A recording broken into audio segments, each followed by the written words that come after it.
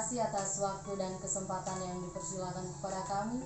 Kami dari kelompok 1B, saya Maria Krensensia Tuga dengan NIM 22120062. Saya Paulus Seria Itafoki Syamsuddin, NIM 22120070. Dan saya Efrentus Latong, NIM 221-20064. Kelompok kami akan mempresentasikan hasil kerja kami tentang konsep pencahayaan, penghawaan, dan tata suara alami atau akustik di TK Fioretti. Baik, saya akan menjelaskan tentang pencahayaan. Di sini saya akan menjelaskan pertama tentang pengertian pencahayaan. Pencahayaan alami adalah salah satu sistem pencahayaan dalam suatu bangunan guna membantu manusia dalam melakukan aktivitasnya. Nah, berkaitan dengan maket yang kami buat, nanti arah timur berada di sebelah kanan saya dan sebelah barat berada di sebelah kiri saya. Utara di depan sini dan ini selatan. Nanti ini pencahayaan matahari akan berjalan dari arah timur menuju barat. Akan mengilustrasikan sedikit mengenai pencahayaan alami. Nah, matahari berjalan dari arah timur ke barat seperti ini. Dia berjalan dari timur ke arah barat. Jadi modelnya.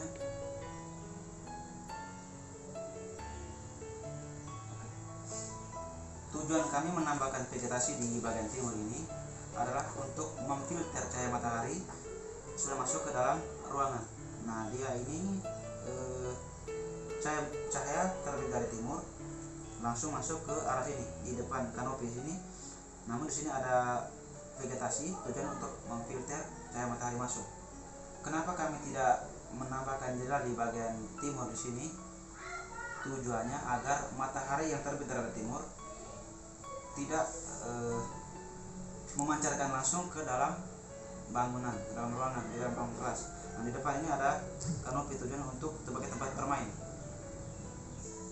Dari bangunan yang kami buat ada 3 ruang kelas, yaitu ruang 1, ruang 2, dan di tengah ini ada ruang guru. Nah, jumlah jendela dari bangunan yang kami buat ada 4 per masing-masing ruangan, yaitu di depan ada 2 jendela, di belakang ada 2 jendela. Tujuannya agar pencahayaan lebih banyak masuk dalam ruangan. Kemudian di WC di sini ada 2 WC, yaitu WC guru dan WC siswa. Kami hanya menempatkan lubang angin. Tujuannya agar cahaya bisa masuk tapi tidak terlalu besar. Begitu. Baik, saya akan menjelaskan tentang penghawaan alami atau ventilasi alami. Orientasi bangunan diletakkan antara lintasan matahari dan angin dengan letak bukaan bangunan yang menghadap utara sehingga terhindar dari paparan matahari langsung dari arah timur ke barat. Bangunan TK Fioretti ini menggunakan ventilasi silang di mana di bagian depan terdapat pintu untuk sebagai sirkulasi angin masuk. Kemudian di belakang bangunan TK ini berbentuk persegi panjang dengan menerapkan ventilasi silang di mana di bagian depan ruangan terdapat 1 pintu dan di belakang terdapat 2 jendela sebagai sirkulasi udara untuk keluar. Untuk atap bangunan ini menggunakan pelana dengan langit-langit miring dan celah kasau berventilasi. Dan di bagian belakang jendela diberikan vegetasi. Bangunan berbentuk persegi panjang dengan penerapan ventilasi silang di mana bukaan bangunan menghadap ke arah utara sehingga arah angin yang masuk dari bagian utara ke selatan maupun sebaliknya.